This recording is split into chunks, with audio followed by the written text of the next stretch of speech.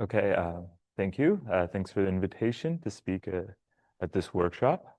Um, in the set of talks we've seen so far, we've seen a myriad of mathematical objects all defined under the phrase high dimensional expansion. Today, I'll talk about what are called chain complexes and the appropriate notion of high dimensional expansion for them. And secondly, what we'll talk about is we'll talk about how they connect to notions in quantum coding theory and just coding theory in general. Um, and then I'll say a little bit about open pertinent questions that exist in the quantum PCP and quantum coding literature, and what are the connections. But this talk, it's meant to be introductory. So my goal is for those of you who don't know things about coding or quantum coding theory, this should be a learning experience. If your name is Max Hopkins, you should be falling asleep because you know all these things. So if I'm going too fast and only Max is keeping up, someone tell me to slow down. But yeah, let's keep it, relaxed yet learning. So what I'd like to do is I'd first like to start off with an example code to think about. First, like 10, 15 slides, I'm just going to tell you about this code. I won't say a little bit too much about the motivation, but it's such a beautiful mathematical object that it should just be enthralling on its own accord. And then we'll say, why this is a canonical example of many interesting ideas. Okay, let's start with a simple classical code. Here's a code. There are 4 bits, one equation. And the equation just says that the sum of the bits has to be 0. So, okay, we all know how to sort of understand this kind of object. Let me draw a picture associated with it. Let me imagine that there were 4 edges coming into one vertex, and let's label the edges x1, x2, x3, x4. With this observation, the set of 8 solutions becomes kind of nice, right? What do they look like? Well, they look like a set of paths that go through the center vertex. There's one solution where there are no paths at all, 6 solutions where there's a path and, it sort of bends through the vertex or maybe goes through it, and another one which is like a cross, which you can think of as 2 paths going through, right? So pictorially, you take this one simple equation, draw a picture, things look nice, looks clean. At least I understand so far. I haven't lost anyone yet, right? Okay, good. All right, let's say we combine many such constraints. We start to put them together in a picture. And let's do the following. Let's imagine we have a grid, okay? And every time you have a vertex in the center of the grid, you're just going to include that same linear equation. And it's going to be the linear equation for the 4 edges coming into it, right? And what I'll do is if it's a vertex on the outside, it's just going to be a linear equation on the set of edges that are included, nothing more. So this would be like a 3 equation, corners would be 2 equations. Okay, so let's draw pictorial representations of the solutions. There's a very faint grid here, maybe you can see it. Here's a solution, right? One thing you can notice is that for every vertex, either the path is going through it, or 2 paths are going through it, or no paths are going through it, and you'll get a picture like this. Okay, here's another solution. It could be, disconnected components adding themselves up. Here's an even different solution. Okay, we could go on like this all day, but we sort of see the picture. All these solutions, though, have something very interesting going on about them, which is all of these are the boundary of a collection of squares. Right? You take an inside square like this one, and you include its boundary. That's going to be a solution to the code, to the set of equations. Now, what you can do is you can now take a bunch of squares, and you can add up their solutions one on top of one another. So far, so good, except my addition is mod 2. So when I see 2 squares that are adjacent and I add up their equations, the middle edge gets deleted, and now I get pictures like this. So all the pictures I previously drew indeed turn out to be boundaries of some collection of squares. So there's a mapping. Every solution is now mapped to a boundary of squares. So even now, actually, very simple. I can count the number of solutions really easily if I want. Okay. What else can we do? Well, the set of equations is linear, right? So the set of solutions to the equations are gonna be closed under addition. And indeed, that's the case. In this example, you can add up these pictures and you can still get pictures. All you do is now, if a square is included twice, you exclude it, right? And you can add up solutions this way. So far seems pretty clean. And you can think of the set of solutions as a linear subspace of F2 to E, where E is the set of edges, right? It lives in this space. Okay. But, okay, once we sort of tessellate this rectangle, we've sort of, done just about everything we can already. So let's tessellate a more interesting topological object. Let's tessellate a torus. Okay, so imagine what I do is I take this torus and I put this entire grid on the torus. I'm not even going to be really specific from now on as to what the tessellation looks like. Just imagine there's some tessellation of squares on this torus. So solutions to the linear equations can be more interesting. Like this is a solution. It kind of looks like the previous one because locally this region just looks like a part of the square. But hey, you can do something more complicated. This is also a reasonable solution. So now I'm going to start drawing these pictures and ignore the size of the tessellation. Just imagine it's small enough for this granularity. But this could be a picture. But check this guy out. It's not going to be the boundary of any set of squares. There's no way to choose a particular set of squares that lived on this torus so that this solution is now the boundary of this set. So we've broken free of this fact that the solutions are in bijection with boundaries. Okay.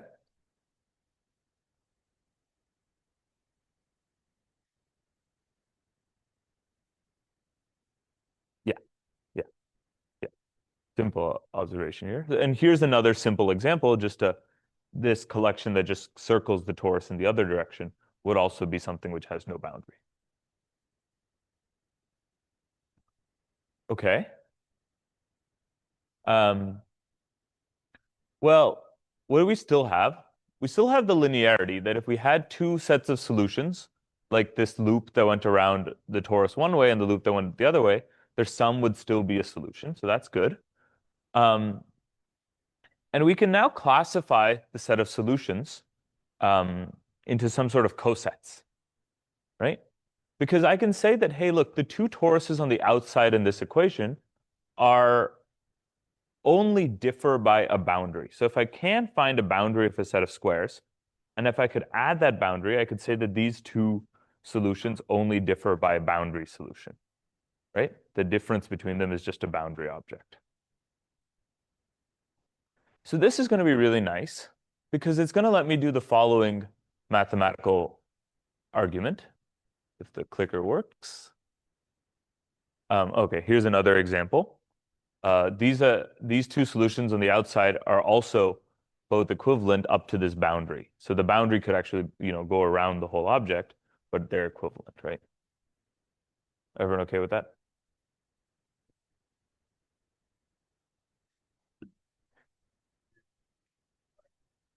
Yeah. The two cycles here are up to a boundary equivalent to the empty solution. In fact, both of these diagrams are actually just the same object. I'm just highlighting in the middle one that it's the boundary of this, this like loop that goes around the torus, right? But so yeah, you can get that things will fall in the same coset even though they may not look so similar, right, a priori. What you'll get then is that the set of solutions will fall into four distinct cosets. And the cosets all have like a canonical representative. There's a coset that's just equivalent to the empty torus, one for a single loop in either direction, and then one for one loop in both directions. Those will form the four different cosets of this object. And remember that a coset is any solution that is equivalent to this canonical example up to a boundary addition. Okay, so far we have done nothing really, fancy, high dimensional, etc. But let's see some nice properties of this. So why care about this code? This code, in fact, is going to have terrible distance, right? A distance of a code is the minimal edit distance between two different solutions. So because you can just add one square, the minimum edit distance between two solutions in this thing is like 4.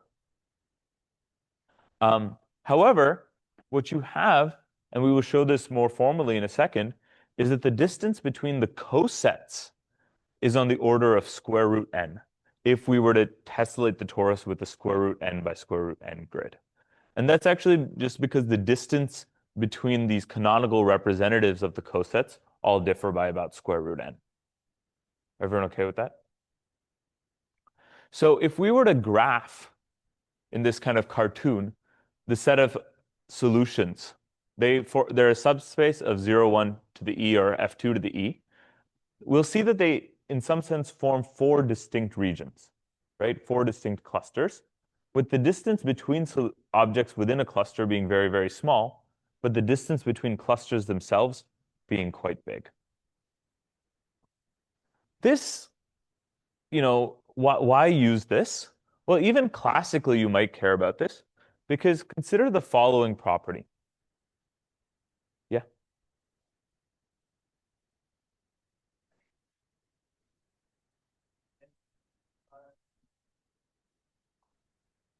No, it's not exactly clear. The minimal distance between, you want to consider the minimal distance between 2 objects in a coset. We can show this later on more formally. Yeah, it's not meant to be clear right now. Yeah, it's a good question. But what you can do is you could even just take this object and you can do something really nice, which is you can create a randomized encoding of 2 bits. But what you'll do is, you take the 2 bits and they correspond, you assign them to the cosets. And then what you do is you pick a uniformly random solution from the corresponding coset. And that's going to be your encoding. So this is a randomized encoding. In order to encode the 2 bits, you just pick a coset, pick a random element within that coset, and that will be your encoding. What's nice is that, since the distance between the cosets is large, it's very unlikely if there were like random errors that occurred, if there are fewer than square root n errors that occurred, you wouldn't magically switch from being an element of this coset to an element of another coset. So the logical information is still preserved in some sense, but maybe which encoding within the coset could have changed, but we don't really care. But the real bonus here is that any local view on this encoded information, on this encoded vector, does not reveal any logical information about which state was encoded. So if you only looked at a small region of the torus, you wouldn't actually be able to tell which information was being encoded. That information is only some sort of a global property of the system. Let's see that a little bit better in pictures. So let's take the torus and let's look at this, small region of the thing. It's a region that is not topologically significant. And what you might see is you might see a pattern like this. Like let's say you looked at the thing and you looked at the code and you graphed which of the edges were ones, which ones were zeros. You might see a pattern like this. Maybe you'll see a different pattern.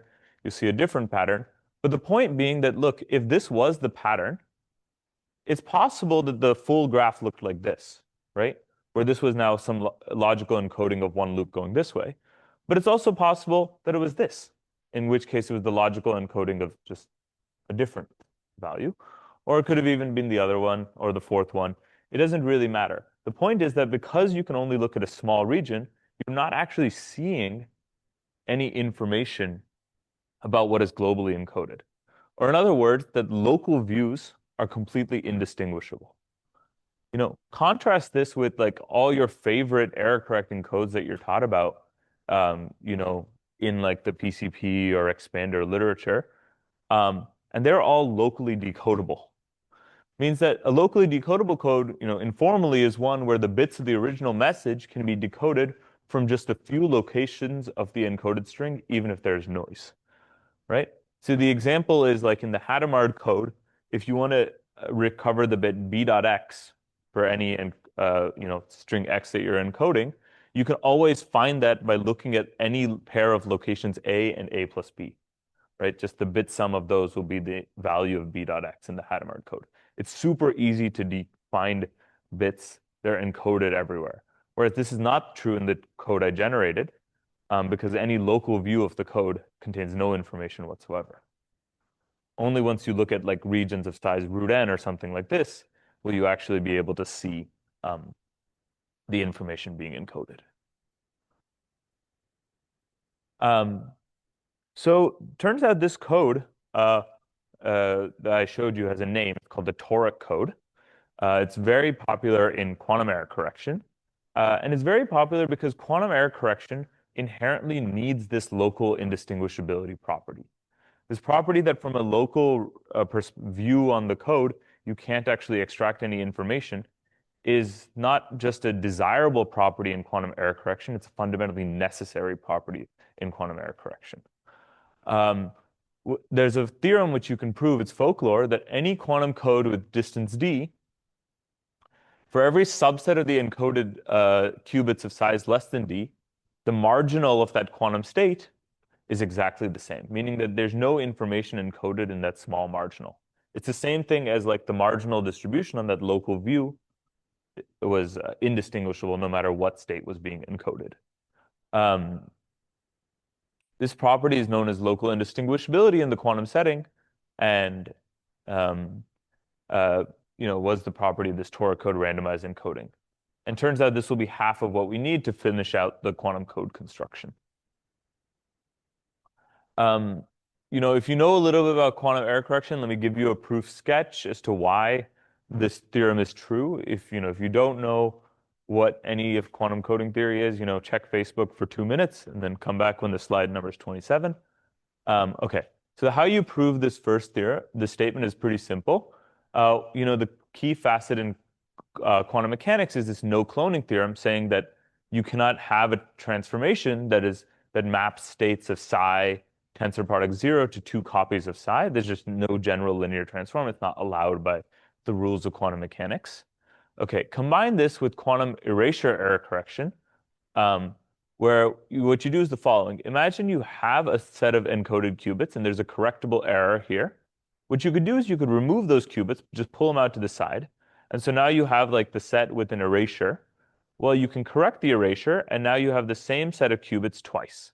So effectively, what you've done is you've cloned the set of qubits you removed, just using inherent properties of error correction. Okay, so that can't work in accordance with the no cloning theorem unless one key property is true, which is that the state of the system on that marginal that you removed was independent of whatever state was being encoded, i.e. the local indistinguishability. Yeah, Max?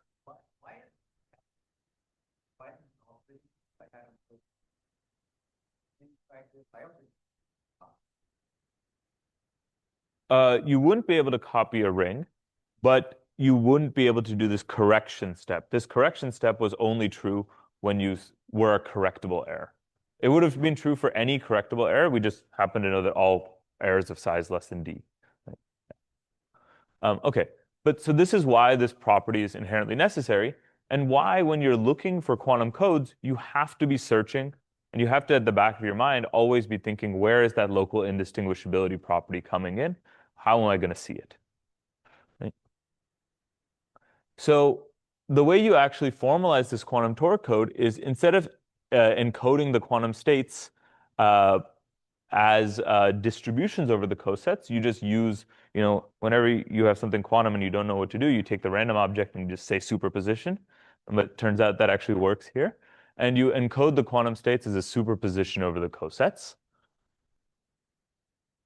And this will allow us to have an encoding map that is both unitary and it's actually subtle. You can handle with the phase flip errors in addition to bit flip errors.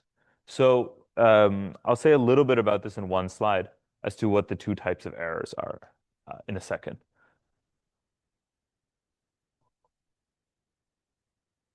How do you distinguish code words? Yeah, so you wouldn't be able to distinguish any encodings by looking at a local region. You'd have to look a classical message or a quantum message? Okay, so you take if it was a classical message, it was either 0001, 10, or 11. It would just be an encoding of one of these cosets. And one way to extract out the message is you could just measure the quantum state, and that will give you exactly a random element from that coset. and then you could just check that random element in the coset to figure out which coset it was from, and that would let you decode. If it was a superposition, then it would collapse the superposition to either being in this coset or this coset, and then you could measure and check if you wanted the measurement. The hard part is you might want information that's not just in the standard basis. You might want the quantum information that was encoded in a different basis. Okay, so to deal with that, you'd have to handle a different type of error as well. You'd have to be correcting not just bit flip errors, but also what are called phase flip errors, which in the small lengths of this workshop, I'm not going to go too much into. Just say that there are morally two types of errors, and you need to handle both of them. Okay, so this introduction, is meant to sort of give you a picture of, what are the different objects, like how do you see the objects? What is the boundary notion? What are the key kind of properties we want? We want these local indistinguishability. Now that we've, all warmed up a little bit, let's get into a little bit of mathematics of chain complexes and actually, say something a little bit more formally. Okay, so chain complex and error correction. So what is a chain complex? Well, you've seen the word complex by 5 different speakers, maybe 5 different ways now. Let me be the 6th. A chain complex is a collection of sets, x0, x1, x2, xk. It's just a collection of sets combined with linear maps, partial I, which takes the vector space over that set to the vector space over the set 1 lower, with the added construction that the product of sequential linear maps is 0. Another way of saying this is that the image of the map partial I is contained in the kernel of the map partial I minus 1. Right? That's an equivalent condition here. So one way you write this object down is you write it down as a sequence of vector spaces with the maps going from one to the other. These maps are also sometimes known as the boundary maps between levels, and I'll use that notation from now on. Each map is linear, so morally you can think of this map as some matrix which takes in a vector of length xi and spits out a vector of length xi minus 1, right? Just because they're linear maps, and everything's over F2, so this is a matrix with 1s and 0s.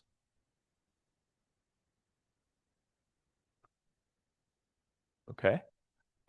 Let's get an illustrative example. Let's consider the simplest object, which is just the chain complex is just 2 levels. So there's just one boundary map from x1 to x0. One way you can visualize this is just an x1 by x0 matrix. And so there's just one matrix involved. It's very nice and very clean. Here's an example you might consider, is you might consider sets x0 and x1. So this is a set of 3 elements, this is a set of 4 elements. And your boundary map could correspond to some bipartite graph, which you see there, right? So here's exactly the boundary map. It's not hard to see that this corresponds to the edges drawn, and you can apply this boundary map and so forth. In this particular example, we can do a little calculation. The kernel of the boundary map is just going to be the all 0s or all 1s. Those would be the only 2 things in the kernel, right? And what this is morally, this is the repetition error correcting code, where you can think of x0 as the set of checks and x1 as the set of variables, right? And what you're doing is each check is comparing, hey, are the 2 bits in the sequence equivalent or not? So now from any time onwards, whenever you see a chain complex with even multiple levels, each individual level you can think of as an error correcting code, right? Between vertices and checks. And now when you combine all of them together, you actually have a sequence of codes with the added caveat that this product of the boundary maps has to be 0. So they're not just codes, not unrelated codes. The codes have some relation between them given by this boundary map condition. Is that okay? Sort of see object has some sort of pictures in everyone's head as to what's going on. Okay. Yeah. It takes x1 as a vector of length 4, becomes a vector of length 3, right? Did I do it right?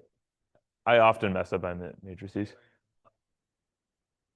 From the left. Sorry. Yeah. Okay. Left multiplication. Apologies. Yeah. No, I always mess this up. I'm even worried there's some like just arithmetic errors somewhere in my things. Okay. Um, you can also, what we do sometimes for notational simplicity is that we take the boundary maps partial I, and we take their transposes, which we call delta I minus 1, which give us the maps going the other direction. We just take the transpose of the map, so we can go kind of both ways along it, but they're just the transpose maps, and this is just a notational quirk. Is that okay? Okay, so let's do something more interesting. We did a 2-chain complex. Let's go back and let's talk about the 3-chain complex. And it turns out there's a natural 3-chain complex for the toric code, which I introduced a second ago, where it's going to be the following. There's going to be the set of squares, the set of edges, and the set of vertices. And the matrices, the boundary matrices, will be very natural. They'll just be the matrices of incidence. So let me show you what I mean exactly. If you have this face, if you had the indicator vector for a particular face f, then if you applied the boundary map, you should get the sum of the indicator vectors for each of the edges adjacent to f. That will be the boundary map from the set of squares to the set of edges. Okay, it's just the incidence matrix. And identically, if you have an edge, the boundary map from that edge just gives you the sum over the 2 vertices adjacent to it. Right away, you can kind of see some very nice properties. Let's see them drawn out a little bit better. If we look at this boundary here, this could be, some vector in f2 to the x2, right? Because it's a set of faces. So it'd be just the indicator vector identifying these 6 faces. We could apply the boundary map from that set of faces, and now we'll get a set of edges, and that set of edges will be the boundary exactly as we pictorially saw, because any edge outside, nothing influences it, but the edges inside get double counted, and since we're doing everything over the field f2, right, the double counting will just get me back to 0. So this turns out to be the boundary of this set of faces, and we can apply the boundary map once more, but this time will be the boundary map boundary 1, and this will take us from each of those edges. There'll be an addition added to each of the vertices, but now what you can see is that every vertex that we added gets counted twice, right? Because every edge is going through it twice, so we're going to end up with 0. So we indeed have this fact that the boundary maps, their product ends up being 0. So this is a valid definition of a chain complex. I kind of cheated and did a proof by example, but you can generalize this in your own leisure. But okay, so we can draw a chain complex this way. Yeah. Yeah. Okay, good. There's a picture in a slider second as to what the transpose maps look like. Yeah. No, I do like them too. So, okay. So in the language of chain complexes, what you can get is that there is a code which is the set of edges whose boundary map equals 0, which ends up being all the different cycles. It's going to be the collection of cycles. So it's all the cycles on the torus. There's another code which is the image of the other boundary map, of the boundary map boundary 2. And this consists of all the boundaries on the torus. So it would be anything that looked like this. Those would all be boundaries. And because we proved that partial 1 times partial 2 equals 0, this immediately implies the containment of the code C prime and the code C. And so then the cosets we identified previously, when I was just saying they sort of fall into 4 cosets by boundary, mathematically, those are just the cosets of C divided by C prime as a group. And the Hamming distance between any two cosets is going to be the following. It's going to be the minimum over any possible number you could have added y1 from C prime or y2 from C prime of this equation. And this right here is the Hamming distance between x1 plus y1 and x2 plus y2, right? But then this is going to be a minimization over y1 plus y2. We could have just replaced that since it's a code with another element, and you can do some minor manipulation, and you're going to get it's the minimum value of any word that is in C but not in C prime. Right? This is going to be the distance between these cosets. And that you can argue that in the case of a toric code is equal to order root n. So that's as far as I'll say it. Pictorially, this is the example where that occurs. It's the difference between these two sets is like order root n. And what this is sufficient to prove that this toric code can correct up to order square root n bit flips, since that's the number of bit flips you're going to need in order to switch between cosets, in order to have a logical error as to the classical information being encoded. Okay, so let me say a little now about what is a quantum error correcting code. And I apologize because this will not be fully correct. It'll be a lie, but it'll be a good lie in that I think it'll be enough for us to understand what's going on. So classical error correction, it's a set of linear equations that perform bit checks in order to protect against bit flips. Quantum error correcting codes are defined using one code that performs bit checks to protect against bit flips, a second code that performs phase checks to protect against phase flips. I haven't said what phase flips or phase are, but they're just some type of error that can also occur. But there's an added caveat, which is that the checks need to commute with each other, meaning that the checks have to be orthogonal to each other. Or another way to say this is that the code CZ, its orthogonal code, CZ perp, has to be contained in CX. Excuse me. And this is equivalent to CX perp being contained in CZ. I won't go into the technical details here as to why this is the case. But what we'll see in a second is that this happens in the toric code because the intersection of a vertex and an edge is 0 or 2. Okay, so how do you construct quantum codes from chain complexes? So here's the chain complex corresponding to the toric code. And to answer your question, here are what the other two boundary maps look like, the orthogonal ones. There's a map delta 0, which takes a vertex, and it's now the sum of the 4 edges coming into it. And delta 1, which takes an edge, and it's now the sum of the two faces touching it. So those are the orthogonal versions of the boundary maps. So, excuse me, transpose of the boundary maps. And so those are the boundary maps going in the other direction. And what this gives us is it gives us two codes simultaneously using the boundary maps. The first code is the kernel of boundary 1, which we already saw and we know how to study. The second code is the boundary of delta 1. And what you'll have is by containment, that kernel of delta 1 contains image of delta 2, and kernel of boundary 1 contains image of boundary 2, and kernel of delta 1 contains image of delta 0. So the way to see this is the following set of objects. So we saw C1 and C2 perp, C1 being the set of cycles in the graph, right? We already studied how to look at that. That was according to this map. And C2 perp we saw as the collection of all possible boundaries. What you get is that C2 is going to be a collection of what are called cocycles, which I'll explain in one slide in greater detail as to what they are. And C1 perp is going to be the collection of what are called co-boundaries. So now for the first time ever in this talk, the word co-boundary comes from the same one from Mitali's talk, and we'll give a sort of a graphical perspective on that word. Everyone okay? Doing okay? Pictures at least making you happy?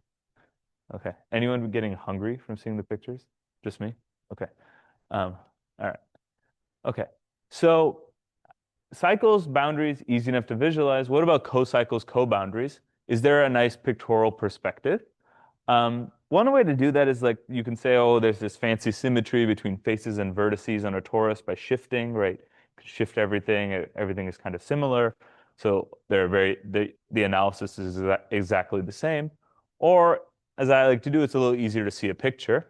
So a cocycle, remember, is the kernel of this delta 1 map, which takes an edge and maps it to its two faces.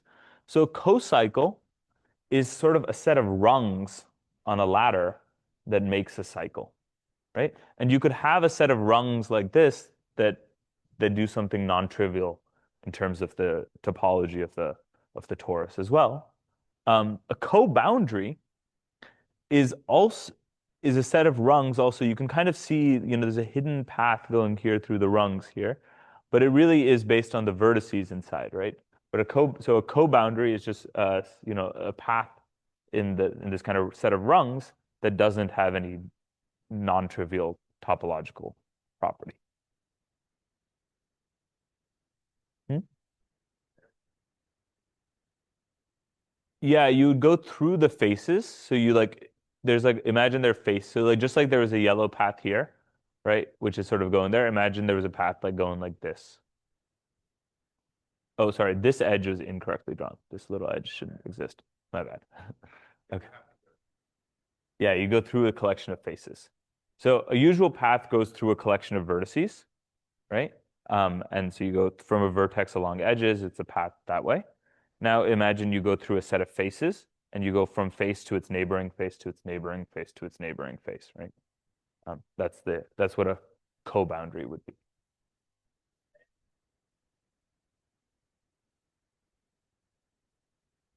Yeah. So to be a co-boundary, formally, you have to be in the image of delta naught, right? You have to be the image of the set of vertices. When you take a vertex and you apply this operator, which takes you from a vertex to the sum of the four edges adjacent to it. So notice that in this picture here, um,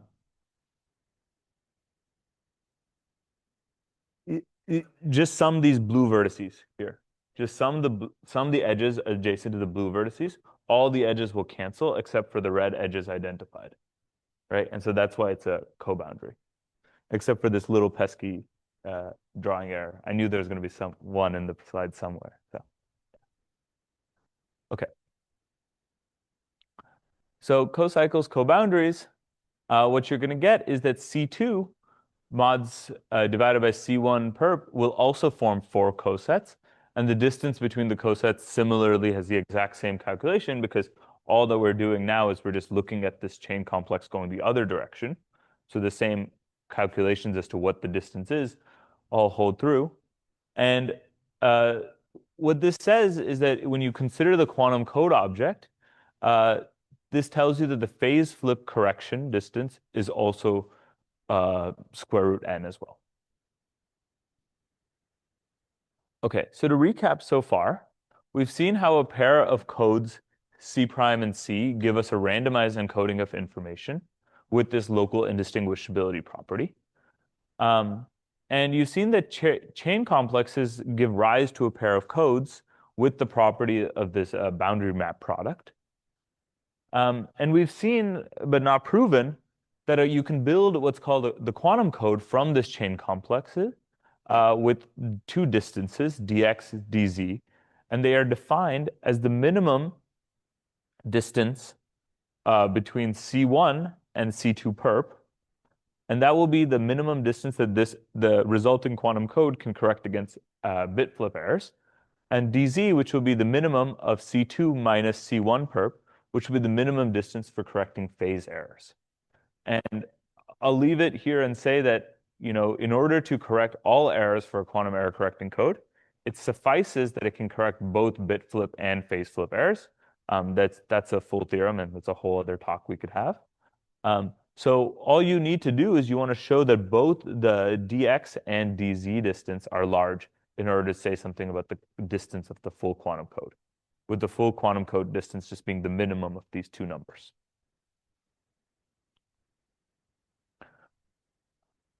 And in fact, You can take any general chain complex to build a quantum code. And the distance will be given by this exact notion, this kernel, the minimum size of the element in kernel boundary 1 divided by image boundary 2, and same for the z distance. And the rate will actually be the size of the group of cosets. And the sparsity or the locality of the code is just given by the sparsity of the boundary maps, boundary 1 and delta 1, or equivalently boundary 2 and delta 0, because they're just transposes of each other. Yes, sorry, the rate would be the, yeah, sorry, that's the size of the code, excuse me, yeah. Yeah, you then divide by distance, or log of that divided by distance, yeah. And so now just about any classical error correcting problem that you might care about has a quantum analog. You know, you could ask for, are there codes which are sparse and have both constant rate and constant factor distance? This is called LDPC-ness, and this is a solved problem. You could ask about, can I create codes which are locally testable? And that's an open problem still.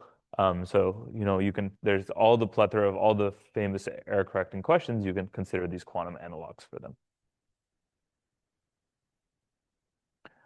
You also don't just need to build from the, you know, 0, 1st, and 2nd levels. You can also build them from any higher levels in the chain complex as long as you have the boundary map condition.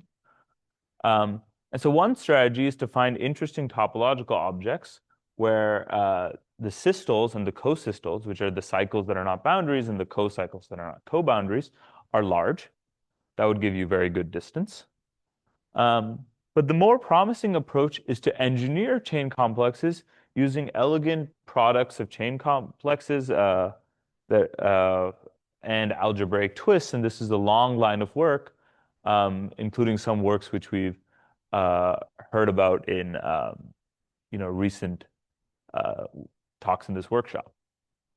But let's actually defer the actual construction of chain complexes and instead show how their properties can be studied. I'll just say that one way you could create chain complexes is using this paper of Tim Xie and David Lin, plus the lossless expanders that Rachel talked about to actually, you know, generate such objects.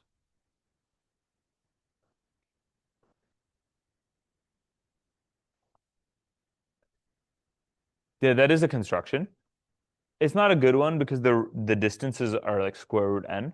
So breaking past that square root n barrier is actually significantly challenging. Getting all the way to, you know, linear distance or something like this is kind of hard. And we'll talk a little bit about like what other properties you might need. Okay, part 3, high-dimensional expansion. Let's say something about high-dimensional expansion.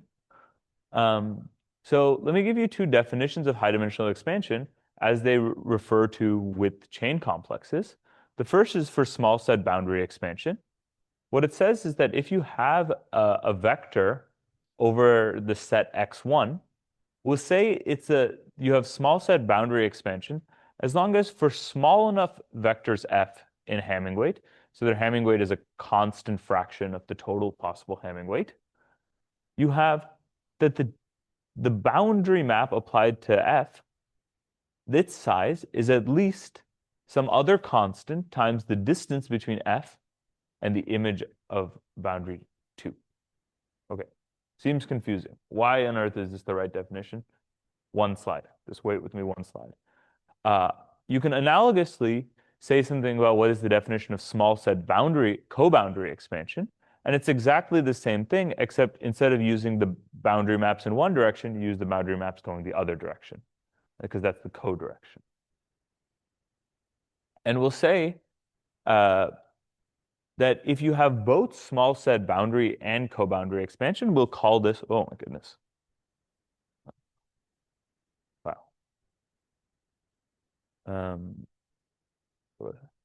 We'll call this a small set high-dimensional expander. And many constructions of these small set high-dimensional expanders exist. just to name a few.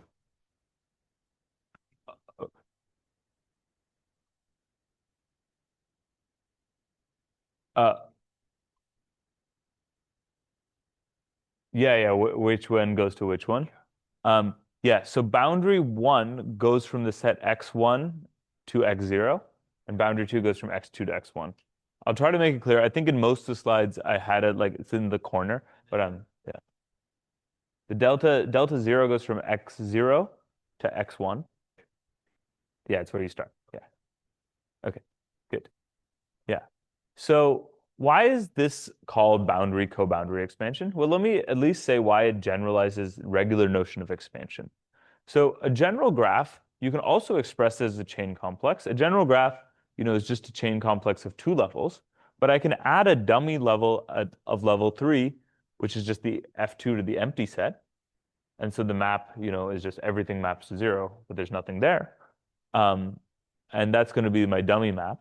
So what I get is that the image of this new chain complex that's lifted to have one more element, the image of delta 2 is just 0 and everything, right? Those are the only objects in the image. So what you're going to get is that if you take any vector, which I'm going to write as the indicator of a set S in F2 to the V, its distance from the boundary set is just the minimum of its set S and the size of V minus S. Right? So the boundary map is just actually the size of S, or the minimum for the size of S and the size of its complement. And what you're going to get is that the boundary 1 map applied to F is exactly going to count the number of edges crossing the cut S to V between S and its complement. So this equation up here just becomes that this is like edge expansion, right? This is the number of edges crossed is some constant fraction times the distance times the size of the set. And so this is a nice generalization. The key difference being that now in a chain complex, with this product of boundary maps being 0, you have that the image of delta 2 is contained in the kernel delta 1. So there are more things in the image than just 0 and V, right? So logically, you want to consider distances from the closest object, which is sort of the 0, right? The closest non-expanding object. And indeed, that's going to be the case. So what you'll get is that for all functions f, which you can express as some function f prime plus a component that is in the image of boundary 2, you can have that you always will have that the size of the boundary map is at most c times the distance from f to the image of boundary 2, just using the fact that g is in the image of boundary 2. So this statement up here is sort of the converse. It says that if as long as the set was small, you have that the boundary map size is at least a constant times its distance away from the closest non-expanding object. Okay, I find these things a little confusing, but there's a nice pictorial view you can take on boundary expansion. And here's how you think about it, which is the following, which is that if you have a small set boundary expander, then you can prove the following theorem. It says that for all functions f, so that the size of its boundary is smaller than some set size 0, either the distance from the boundary map is small or it's very large. Okay, let's draw that pictorially. It says the following. So here's a cartoon of an error correcting code. It's just a code with some distance. If we lift this to be a cartoon of an error correcting code from a chain complex, you get sort of the following picture, right? We saw this kind of picture a while ago for the toric code. You have these kind of clusters, each corresponding to a coset, and the distance being the distance between clusters. And one way to think about this is the set of exact solutions, to the boundary map, to boundary 1 of f equals 0. What did the set of approximate solutions look like? What does this picture look like when you consider the boundary map applied to f is small? And what you'll get is it looks like the following picture. For one, you'll get this little bit of bubbling out around every solution. That's just because if you adjust a few bits of F, you're still going to be a low solution if the boundary map is sparse, just from the fact being a sparse matrix. But you'll also get these other sort of phantom bubbles of solutions that show up. In fact, there'll be lots of these phantom bubbles. But the property that you're going to get from small set boundary expansion is the distance between any two of these bubbles is still far apart. So just like a code has the fact that the centers of the codes are all far apart, what you get is that the bubbling out the approximate solutions also have good distance from them. They form little clusters of their own, but the distance between clusters is quite large. So if you have boundary and co-boundary expansion at the same time, you have sort of the two pictures that are identical, that are occurring at the same time. One is the boundary expansion picture, and it looks like this. And the other one is the co-boundary picture, which looks exactly like this. So here is the cartoon. What I'm saying here is this is the cartoon of the set of F, so that the size of boundary applied to F is at most epsilon times the total size. And here it is with the other boundary map, the boundary map in the other direction, being at most size epsilon. And this object is hard to construct. Randomized constructions will not cut it to do this. In order to construct this, you have to do all these subtle high-dimensional expander constructions. Yeah.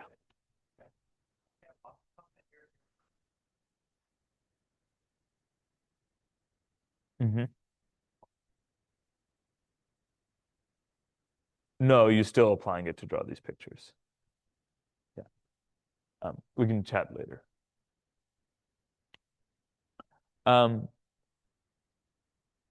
Just having the existence of these small set HDX chain complexes is good enough to construct good quantum LDPC codes. But it actually can give you something stronger, which is it also implies this sort of what was used to be an open conjecture in quantum complexity theory of a robustness of entanglement theorem for the approximate code words. And this is known as the no low energy trivial states theorem. Interestingly enough, the same objects and this small set high dimensional expander can be used to prove explicit SOS lower bounds to linear levels. Okay, so let me say a little bit about this complex entanglement. So a fundamental question in quantum complexity theory is whether every local Hamiltonian, which is like the quantum analog of a CSP, whether its epsilon approximate solutions can be generated by low-depth circuits. If it was true, then what it says is that you could arbitrarily approximate any quantum analog of MA problem in NP, and it would say that the quantum PCP conjecture is false. But if it's false, it proves that there exist Hamiltonians for which the entanglement in the underlying solutions is very robust. Meaning, a physicist might say that the entanglement persists at room temperature, no matter how there's below some temperature, the underlying quantum state must be complex, no matter which of the many states it is. And this question was resolved as false by work of myself and authors using these small set HDX chain complexes. Let me say a little bit about that to sort of finish off the talk. So the informal theorem is the following. Let X be a small set HDX and consider the corresponding quantum error correcting code. Every quantum state which satisfies all but an epsilon fraction of the checks of the code must have quantum circuit depth order log n, where n here is the size of the X1 set. It requires a few key lemmas. The first is this notion of well-spread distributions. It says that any distribution that's supported on at least two clusters, where the distance between the clusters is like order n, that distribution cannot be generated by a quantum circuit of depth log n.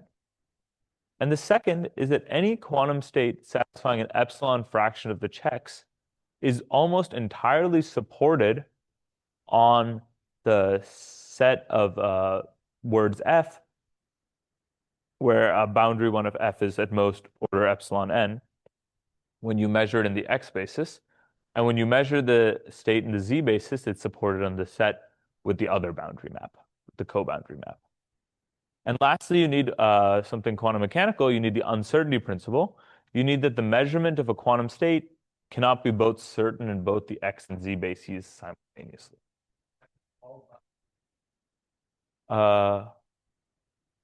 Where am I?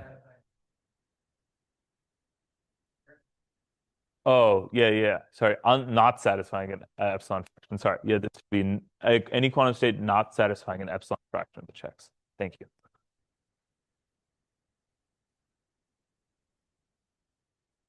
To generate the state.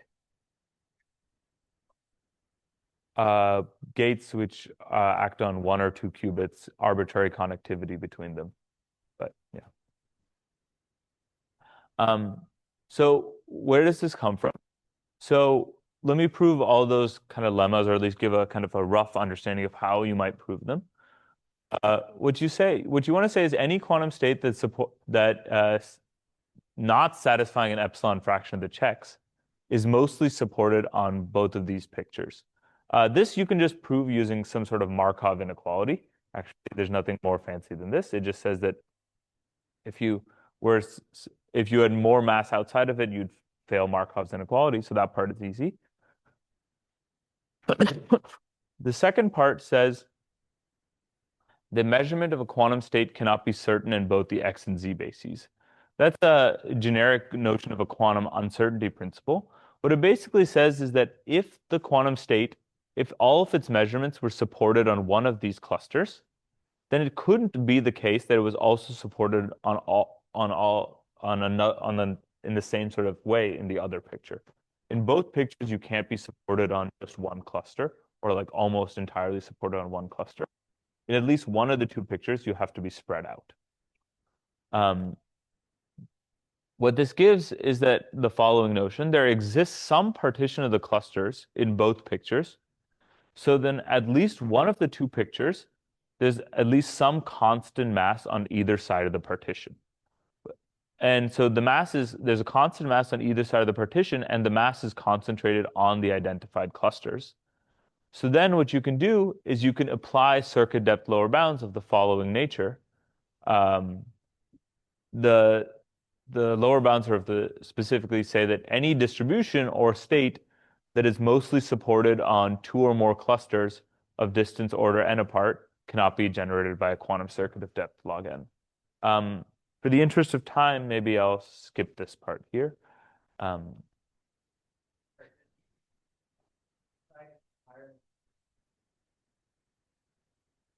Yeah, in the co-direction, right? So exactly that. Right. Because you simultaneously have boundary and co-boundary expansion, you have that in at least one of the two pictures, the measurement distribution has to be spread out, which lets you prove circuit depth lower bounds. You don't actually care about which picture it occurs in. You just can argue that in some picture, you must have these circuit depth lower bounds occurring. Let me not say, unfortunately, a little bit about some of Max's and David Lin's most beautiful work on summa squared lower bounds. Skip through this a little. Let me say a little about quantum LTCs. So there's a notion of quantum LTCs, which is a stronger notion of small set HDX. And the easiest way to distinguish between the two is to draw a picture. So here's what quantum LTCs look like in the boundary picture. So notice the difference between this picture and what I drew for small set HDX is those little phantom clusters don't exist. If you were a quantum LTC, you'd have the property that if you were low energy, you must be a little bubbling out of one of the original clusters. These phantom clusters don't exist, which is inherently, it's harder to generate these objects. And this is what you'd have to be quantum LTC, and you'd have to have this in both the boundary and the co-boundary picture. They're coming from the small set boundary and co-boundary expansion, implying that either you're really close or suddenly really far apart. Yeah. Yeah. Yes. It is really far apart. Yeah. Um, so what are quantum LTCs? Another way of saying that they're codes where knowing that a state has violated all but an epsilon fraction of the checks implies that the state is very close in edit distance to an exact solution. Uh, Classical LTCs are properties of highly engineered codes such as Hadamard or Reed-Muller. And classically, small set expansion is a property of general codes. Quantumly, even small set HDXs are not easy objects to build.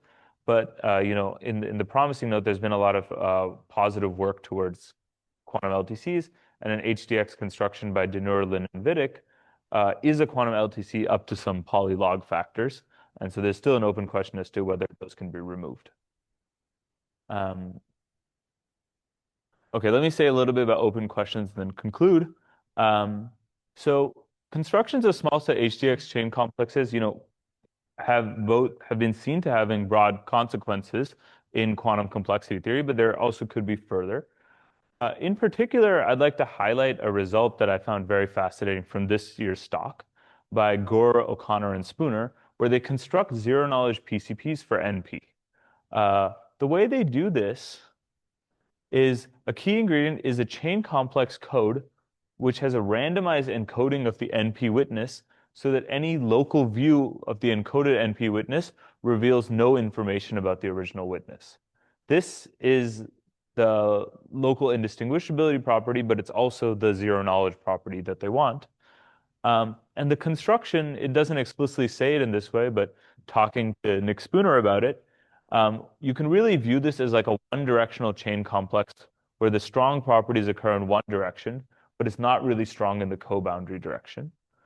So there's a nice question here, which is, can the elegant use of a small set high dimensional expander or a quantum LTC be combined with these results to make progress on long-standing questions in quantum complexity theory, like the quantum PCP conjecture? And lastly, we've seen constructions like zigzag products or HDX plus small object lifting theorems, like the ones from Rachel's talk, for generating any size interesting explicit objects. You can ask if you can do the same thing using the small set HDX plus maybe a small quantum code to generate other interesting objects. I'll end there. Thank you.